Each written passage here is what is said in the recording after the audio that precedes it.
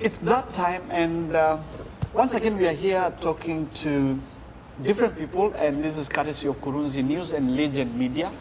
We have the privilege. This has not happened in a long time, and by the way, it is such a great honor and delight to have this man here. There's a generation that would not remember him physically, but they have had the story. The famous John Baresi Odhiambo, if you remember the 1998 dream team that held the Super Eagles. This guy was such an inspiration in that team. John Baresi, Maze, good to see you, and good to sit down with you. Tuanze tu ini freestyle. Okay. Nini. Let's begin with the highest moment of your career.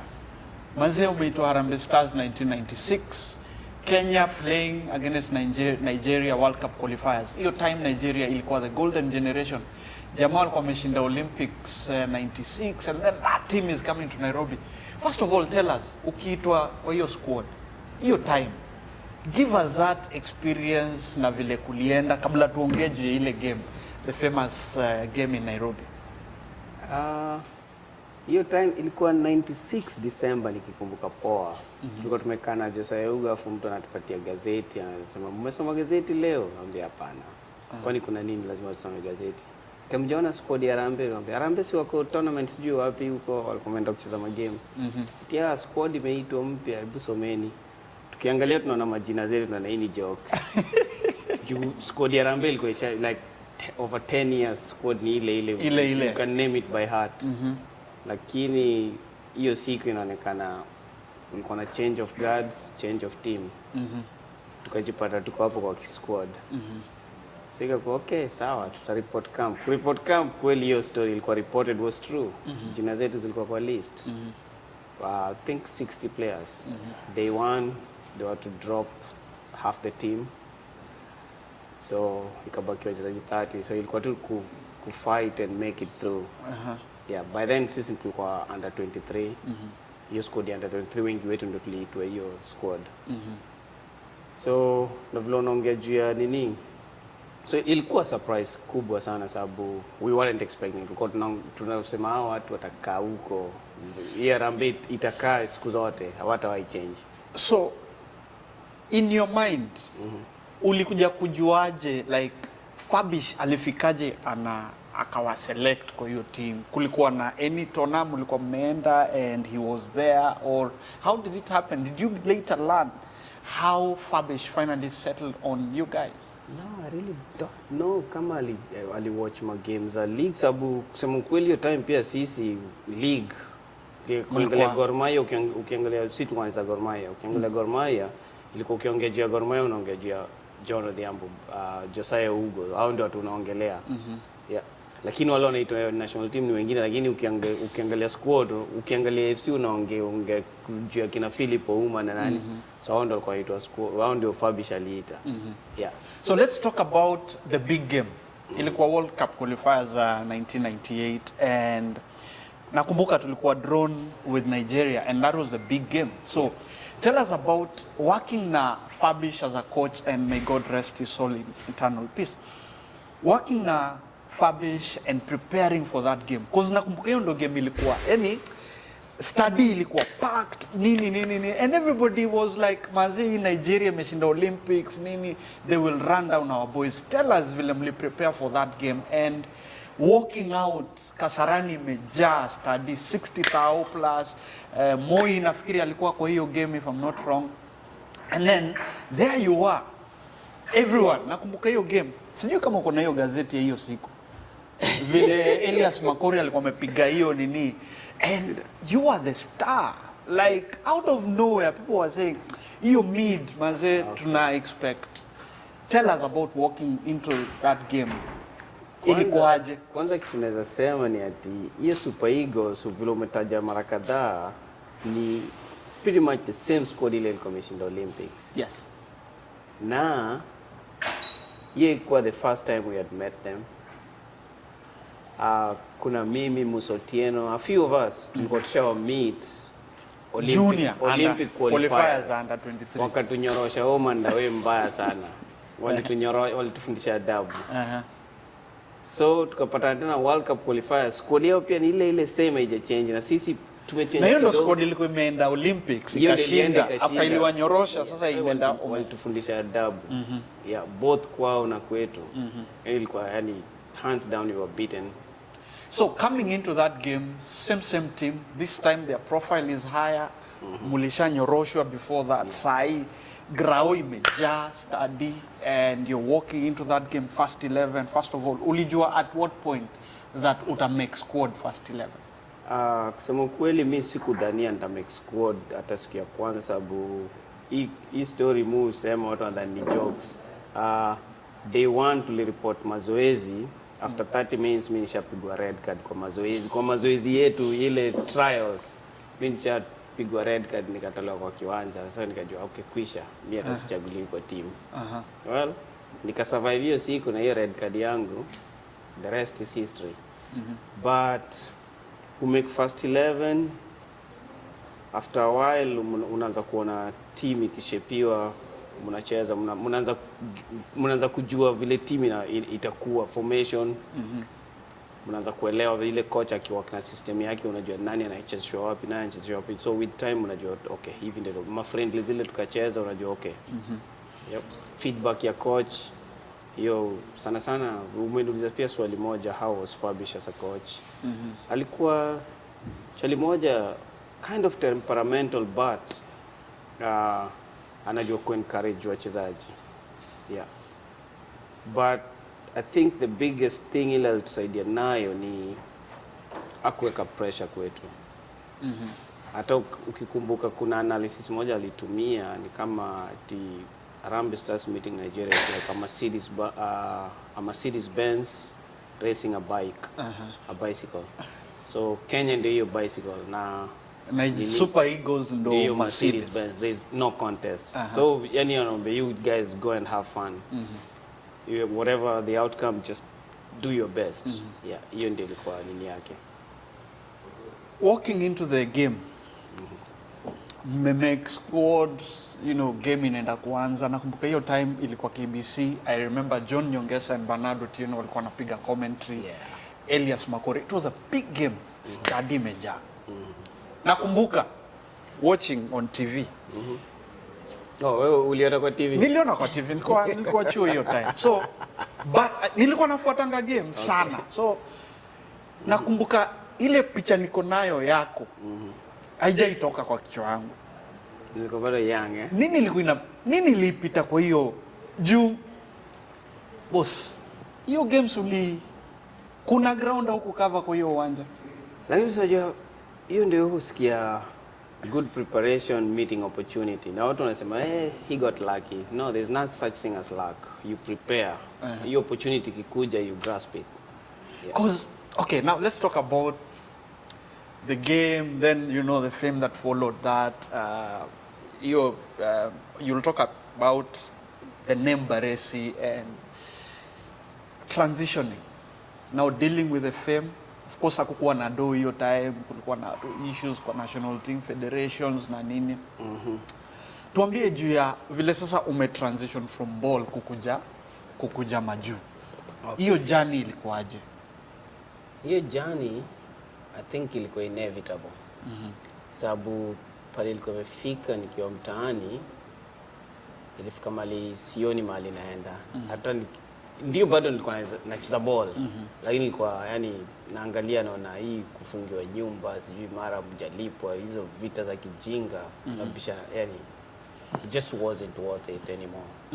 So ikakuwa sasa wacha tusakanye mbele tuone ni wapi maisha yatatupeleka. So ulianzaje hiyo process? Unajua kuna watu hiyo time, kuna watu pia wa generation yako mlicheza nao ball but they were never bado wako mtaani, they didn't get the opportunity wewe ya kukuja huku. So how was it for you to get the bits and pieces, joining the dots mpaka ukajikuta umekuja huku? Ile tu at first I think the first thing ni kurecognize mali umefika.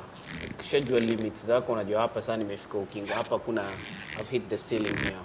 Sasa hapo ndio unafaa kujua okay, time to search for greener pastures. I think hiyo ndio ilikuwa hiyo bado unangoja ati chairman wetu alisema tutalipwa next month. Sababu uanze process zako bado unangoja ile payment ya next month ile itakuja. Ambayo pia ni arrears kuna yes, ni arrears tu na huyo 100,000 unapigwa 5,000 na unafurahia unangoja by then your arrears inazidi pile up. But I think the first thing ilikuwa ni ku recognize ceiling yako, umefika ceiling. There's nowhere else you're going. Sasa hii ndio limit yangu. Sasa hapa kutoka hapa mimi narudi tu chini. Nowhere else. Yeah. So once ume recognize hiyo unajua okay, who will I surround myself with? Watu wale watakusaidia kuachieve your next step ama watu watakuhold up pale huko. Utazidi kuzubatu na mkiblame everybody else. So hapo hivyo mimi nijisurround na mtu kama Charles Mwirore. Path yangu pia ili ni lead kwa Daniel Gasheru tukacheza reunion, so pia aka help ku shape up your next journey yangu. So watu wale walikuwa very instrumental. Yep. So hiyo tu vile nimesema una recognize ukijua hapa hivi I'm doing the same thing but the results are not changing. The results are not changing and the same disappointing results, like time to change. So umetoka mtaani like which year na hiyo process ilikuwaje and coming here settling how was that again for you? Juu pia kutoka huko kuja huku ni new environment, a new culture, new everything. Yeah, yes and no kwa watu kama mimi aswa sababu nilikuwa nisha travel sana na cultures mob from Nairobi Youth U14 teams tulikuwa tuna travel. So tunaona huko nje, tunaona vile maisha iko nje na vile iko home. So hiyo ilikuwa shida. Alafu pia mindset yangu nilikuwa nishaamua mimi Kenya nimehama. So hiyo mindset hiyo ilikuwa mwaka gani? Hiyo 1999. Yeah. Nilikuwa nishaamua nimeenda kabisa. So ilikuwa tina miss home ama nini. Ilikuwa nishaamua make it or break it now. This is my second chance. I have to make it. So coming here, obviously you came on a scholarship. Yes. Program, so which is a a sports-centered scholarship, but you also have a chance to do academic and life skills and other things. Just give us a brief experience how that then became until the Baresi that we are now seated with 24 years later. It's a long time. Yeah, it is a long time now. All I can say is it's been a journey, a learning process from day one when I first landed here. I made my mistakes earlier on, learned from them, matured, grew up, finished college, pursued a career, started a family. So na responsibilities zilienda zikichange. Yeah, from ule mtu careless, independent, uko tu peke yako to somewhere where umefika mali sasa there's people relying on you. Yeah. Life ika change like kuna siwezi sileki tena. Lazima nichangamke kila siku sababu kuna mtu anangoja diapers huko.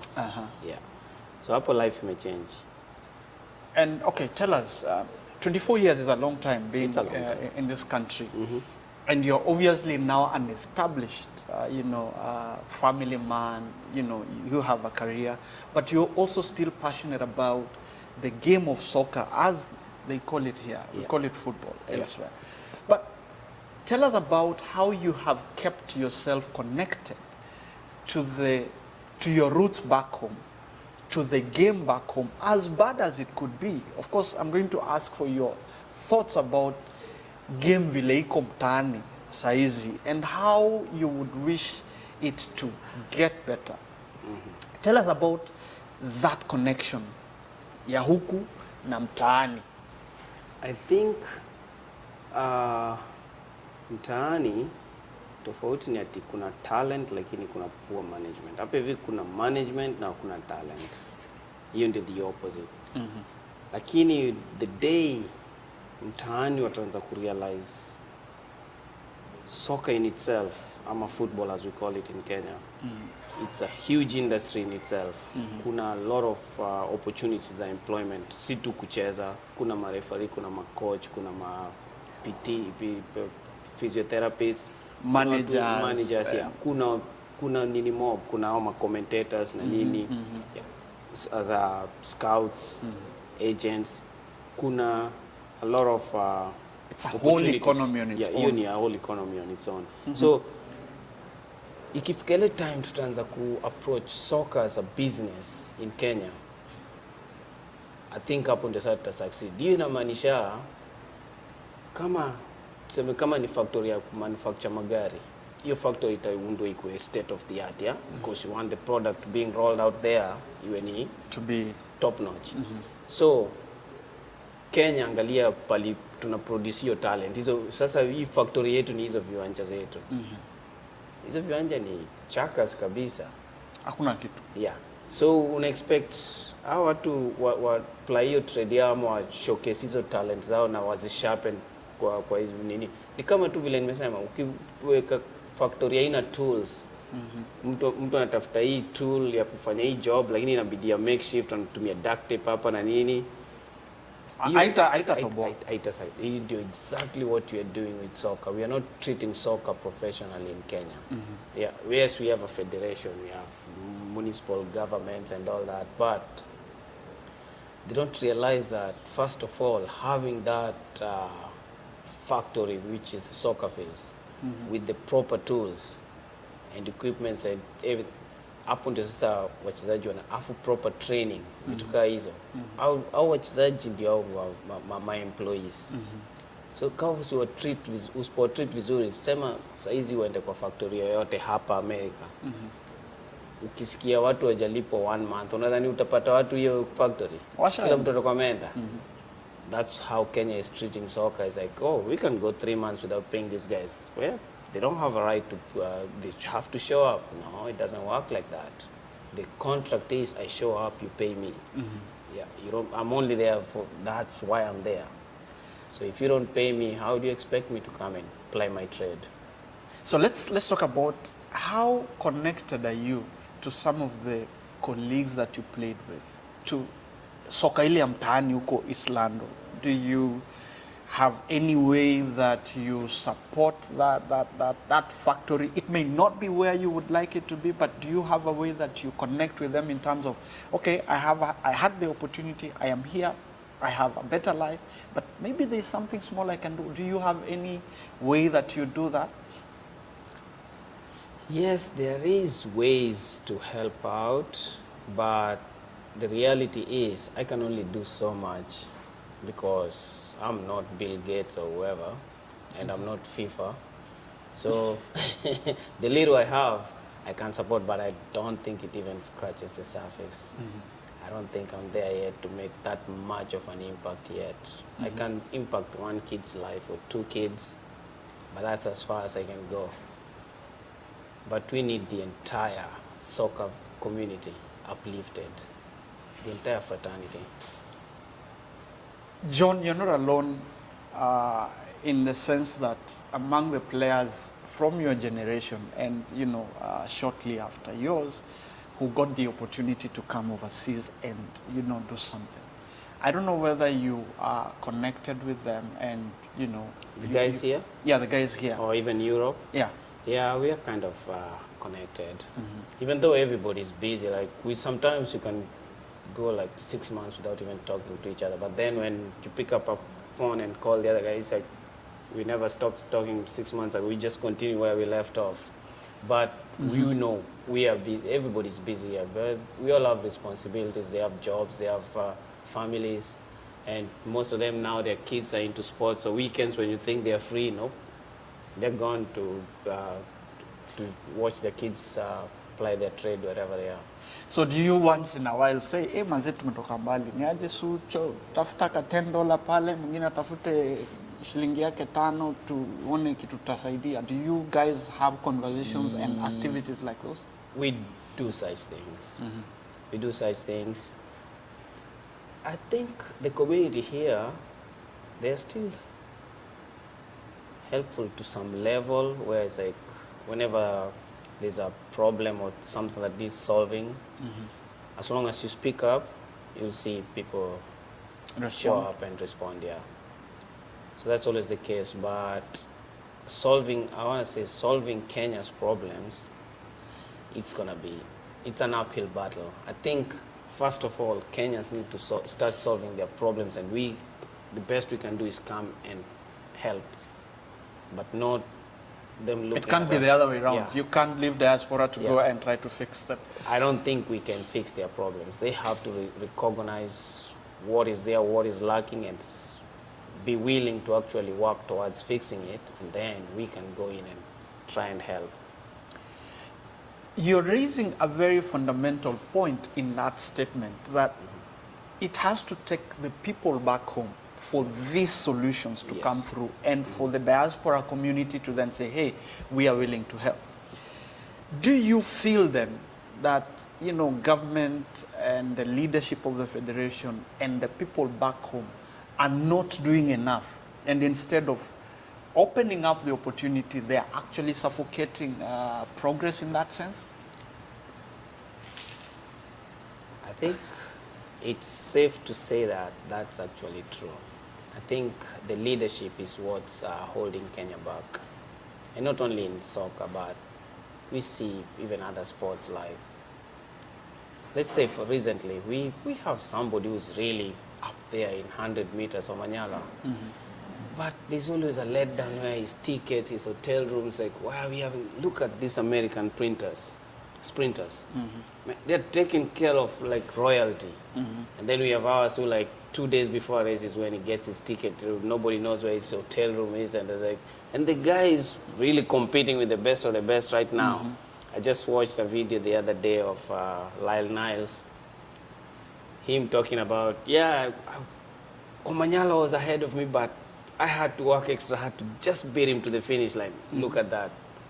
World's fastest man is mentioning a Kenyan in 100 meters. That never happened. We were never there. Now we are there, but what are we doing to support this guy? Apart from when he loses, we criticize him. Instead of when he is on form, we look to see we that, do everything to support that. We facilitate everything he needs to make sure he's there, he's ready. So such things like soccer, we have players who are very good at we identify that talent at a very young age. You can go to high school finals. I was watching him. Those are Gorosare and wherever.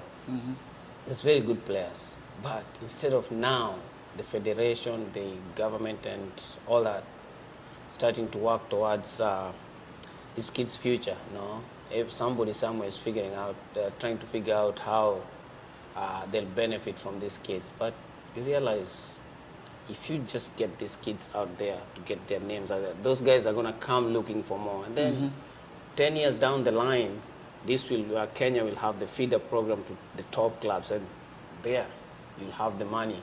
You have all the money, because now we'll have a program that the entire world or FIFA or whoever recognizes. And if we follow the right channels on how to develop these kids, monitor them, support them in every way, because the reality is Kenya, soccer is played by poor kids who have humble backgrounds. Support them, support their education and all that, and see what you get back in return. Invest in them first. Look at it as an investment. Invest in these kids, and then look at the returns later. Definitely, there will be return on investments if that's what you're looking for. The ROI will be there. But Baresi is talking about something that I've always been passionate about, that the challenge we've had with Kenyan soccer or football as it were, and sports in general, is that tunataka kula mbegu, badala tuweke mbegu. Tununue mbolea, tuweke manure so that tuanze kuvuna. We do not want to invest, we want to eat the investment. And that brings me to the point where, and I know many of you don't like this question, but I'm going to ask it all the same. Sure.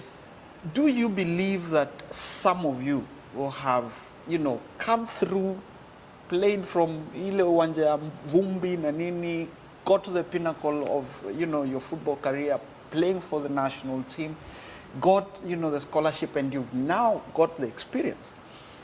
Do you believe that it's about time that you guys probably went back home and said, okay, hey, we know a thing or two about this, we are going to fix it? Do you foresee yourself as Baresi one day coming and saying, I am going to be the federation president? Anything is possible, but in reality, based on what I know about Kenyans, if you start preaching to them about 10 years from now, I'll have developed this program, yeah, they won't listen to you. They'll listen to the guy who gives them 1,000 shillings here, 1,000 shillings here, vote for me. It's like, and that happens even in politics. Unfortunately, that's the Kenyan system. But why should I bribe you when I'm coming to help you? That's not what I'm gonna do. I'm not gonna do such a thing. That's my principle. I'm not gonna come bribe Kenyans to vote for me so that I can help them. No, you want to be bribed to vote for whoever, you deal with your own problems after that.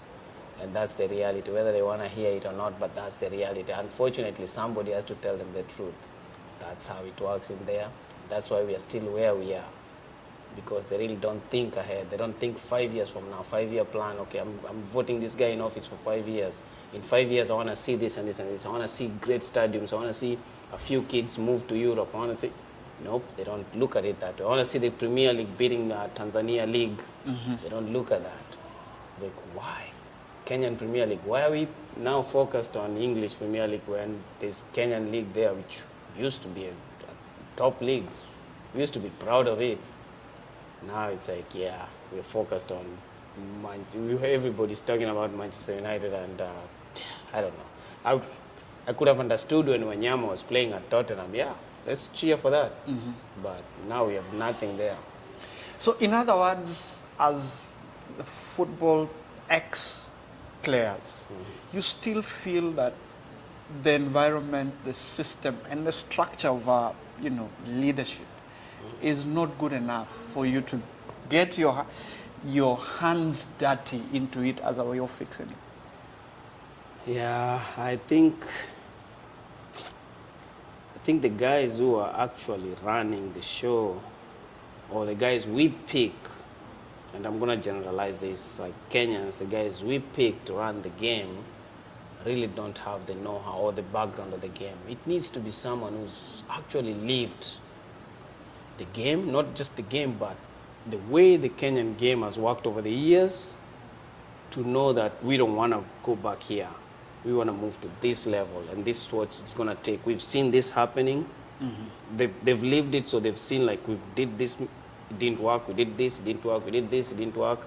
So we can't keep on doing the same thing over and over and over and expect different results. Now let's try a different approach. What's Tanzania doing that is working for them that we are not doing? How is the Egyptian league, or any league that is successful, any league that is doing that, which I think by now it's a lot of leagues. Yes. Yeah. How are they running their leagues? What's going on there? What are they doing that is making them more successful than us? Yeah. So once we start studying such things and having the right people who actually have the history of how the soccer has evolved in Kenya, or I don't want to say regressed in Kenya. Thank you, Benti. We've been having a conversation about Kenyan football and how we can make it better. I had earlier on the chance to speak to Kenyan legend, the great midfield player, John Baresi Odhiambo, and we had a good conversation. He's been here in the US for the last 23, 24 years, and he benefited together with Benti and many others who came to this country through a scholarship program that has been instrumental to shaping their life. And one of the things they are doing is to try and use their lived experience, try to use and pull resources together in their small way to do something back home in the community. And there is one challenge that they're putting out there. I know a few people may not like this when I say it, but there is a lot that needs to be done when it comes to the leadership of the federation, and not just the federation, but the country as a whole. A lot of people don't like me when I say this, especially in the football circles, but I'll say this. We have to rise above the mediocrity and monkey business that goes on down there. Let us run away from this temptation ya kukula mbegu ya kuweka kwa shamba la football. For us to reap, we must invest. For us to reap, hiyo mbegu lazima tuiweke chini ndo imee, tuweke mbolea ndo tupalilie, for us to start reaping the benefits. And for you, the delegates, it's about time. We are getting into the political season. Some of us are involved one way or the other. One thing I'll tell you, wachana na kula tao moja, mnaanza kupigia watu kura, and then we cry for 5 years. It is a truth that we have to face, and as a journalist, I have that responsibility to remind you and keep on calling on you. Let us speak truth to power, because when we do, and when we are together, and when we are determined, they will not overrun us. It is the will of the people, it is the majority that will carry the day. For now, let's keep watching Kurunzi News and Legend Media as we continue having these conversations. We talk about anything and everything that affects our society. And for this series, we are talking to our people in diaspora to try and understand what more we can do through the lived experiences here in the diaspora and back home to make our country better and inspire the generations that are coming behind us for the better. I am Milton Nyakundi. Thank you for watching.